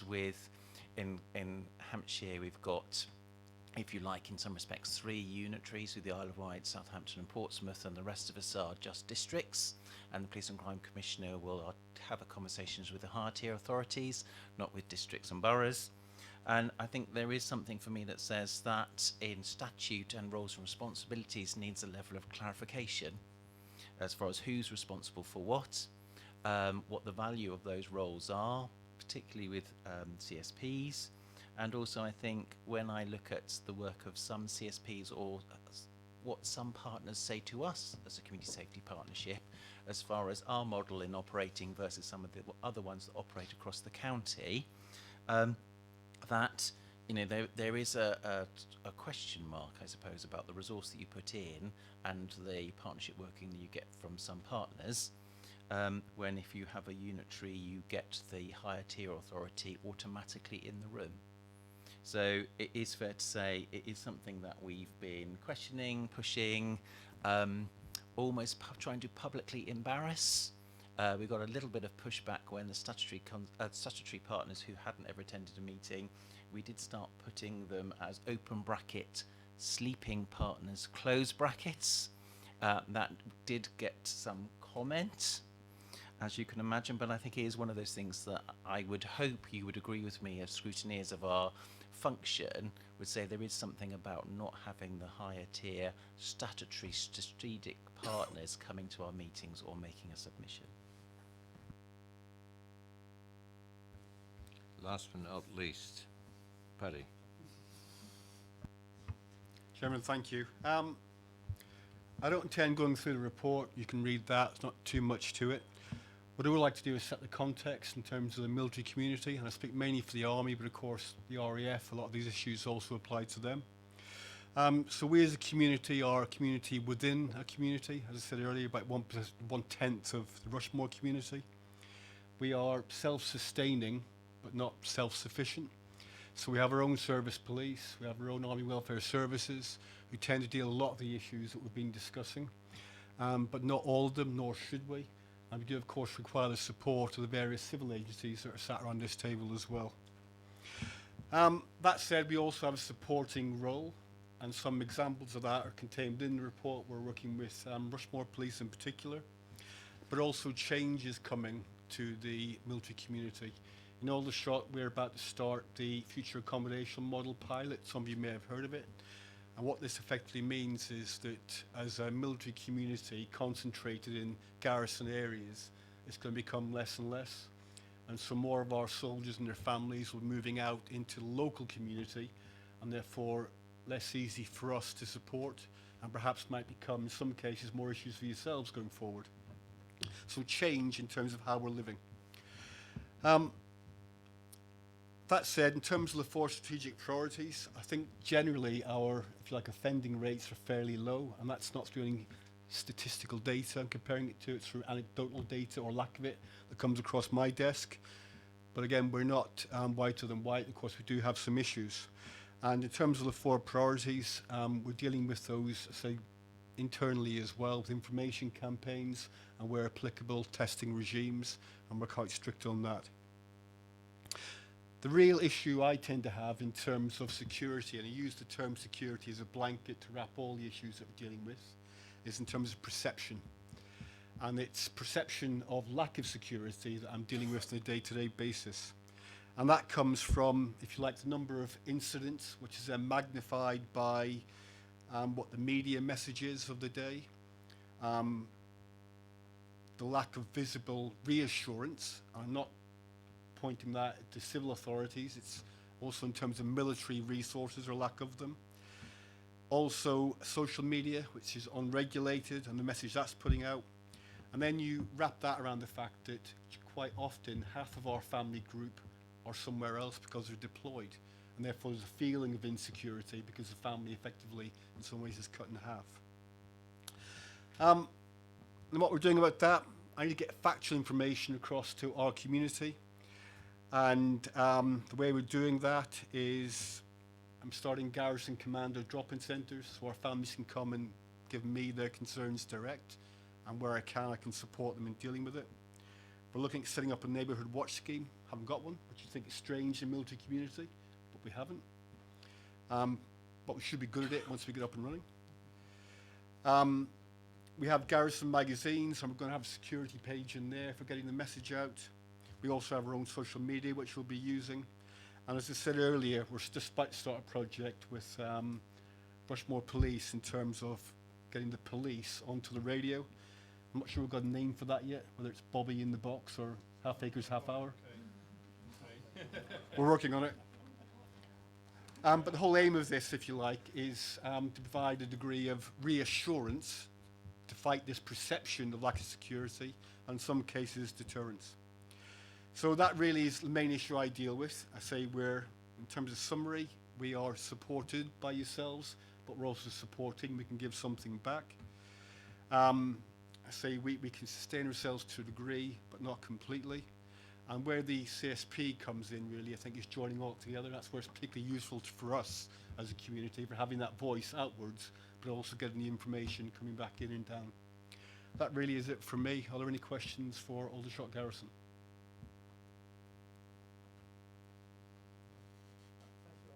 Microphone, please, Paddy.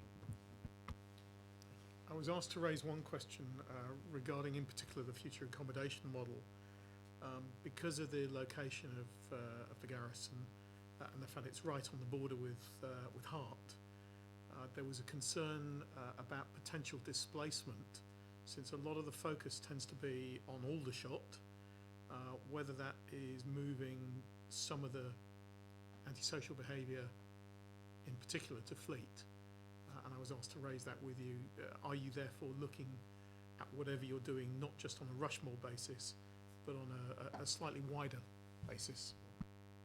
Could you just clarify what you mean by antisocial behaviour and who's it referring to? In particular, impact on the nighttime economy and drinking. Thank you. I don't actually think we have an antisocial behaviour problem in that sense. Historically, that may have been the case, but the military has changed, it's constantly changing. And again, what I don't get reports is a lot of drunken soldiers causing problems in Aldershot, for example, on Friday, Saturday night. It is the odd occasion, don't get me wrong, but it's not pandemic. So I don't really see it being an issue in terms of moving a problem around. And if anything, you know, when you separate soldiers, families, etc., it becomes less obvious because they're operating as groups. So I don't think that'll be a problem for you. Do you mind if I come in on that one, Chair? Do you mind? So, I mean, I've policed Hart and Rushmore for 26 years, and the change from the early mid-90s to now is night and day with regards to what you might consider an armed forces nighttime economy issue, which was predominantly in Aldershot. Now, it would be accurate to say that 20 years ago, it was very likely on a Friday and Saturday night that there would be prisoners from the armed forces in the bins from Aldershot Town Centre, and sometimes also in Fleet, particularly with the Gibraltar Barracks, new recruits coming in there, coming into the town centre, perhaps growing up as they were coming into the new role and misbehaving in the town centre. But I've seen a complete change. It's very rare that we get problems, and something that was mentioned in Paddy's report, which is I think worth mentioning because we're talking about partnership work in here, is that we now have fairly regularly on a Friday and Saturday night military police officers parading with our night shift in Aldershot Police Station, which gives the 24-hour cover across Hart and Rushmore, and working with us. That gives them really good, high quality on-the-job experience that they maybe don't get. They've got the training, but they don't get the experience. It gives us not only an experienced pair of hands, but also the ability to stop things happening before they do. I think if you've been asked to seek some reassurance, I would support Paddy and said, I can reassure you that is not currently anything that I lose any sleep over. Thank you. If I can thank you for that. I certainly haven't seen any instances, but I was asked to raise it because of the concern. Any further questions for myself? Thank you. Right, thank you, Paddy, very much. I think that was constructive. And there's some points that have been teased out of there. And now Councillor Bowen would like to offer some suggestions in a summary. And after that, I'm going to go around the table and I will take comments from whomever would like to contribute to make sure we've captured the essence of what we've tried to achieve this evening. Councillor Bowen.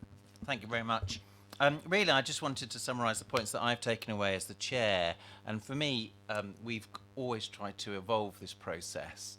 And I appreciate your comments. And my top takeaway is actually we've had a much better conversation than we had last year and the year before. We still have some work to do. One of the things that I see as positive is the pro forma, but again, we have not got that right. We need to do some work. So your questions that have been prompted from it are great, but clearly there are some themes that we can put directly into the structure of the pro forma.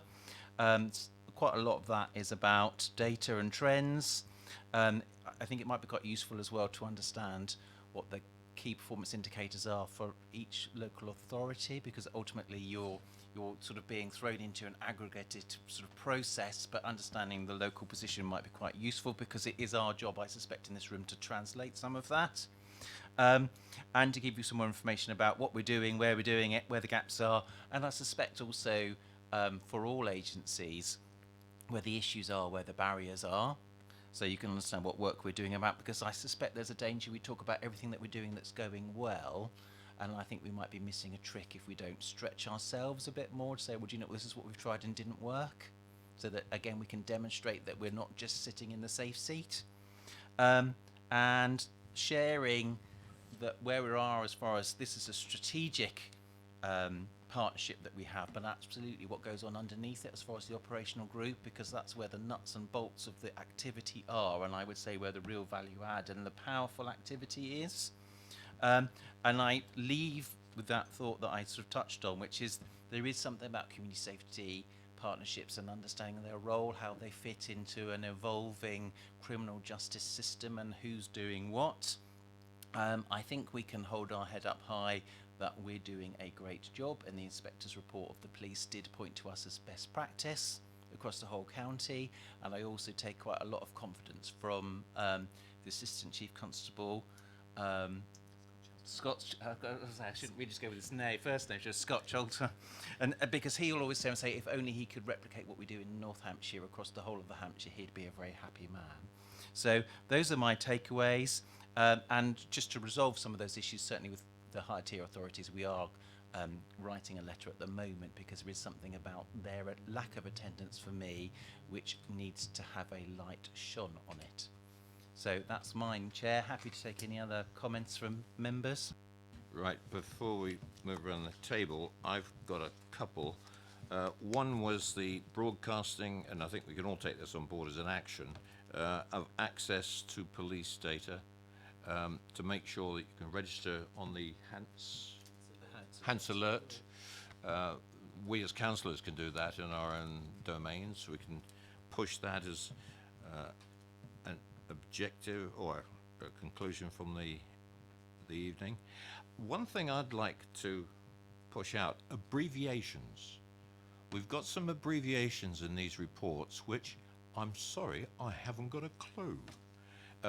If you use it, can I suggest, it's an old service writing thing, and Paddy will back me on this one. The first time you use it, can you just use the full thing, brackets, VOG, or whatever it is, close brackets, and then you can use the abbreviation all the way through your report. It's just a suggestion, because this is in the public domain. They're going to be more confused, I think, than I am. But it's just a little one, because we all come from different spheres. And I think that was about it. I'm going to start with Councillor Gardner, and I'm going to go down the table, and any contribution to, any points that we need to record here this evening and sort of highlight, and we can get the safety team to take notice of. Well, I agree with your comments on TLAs.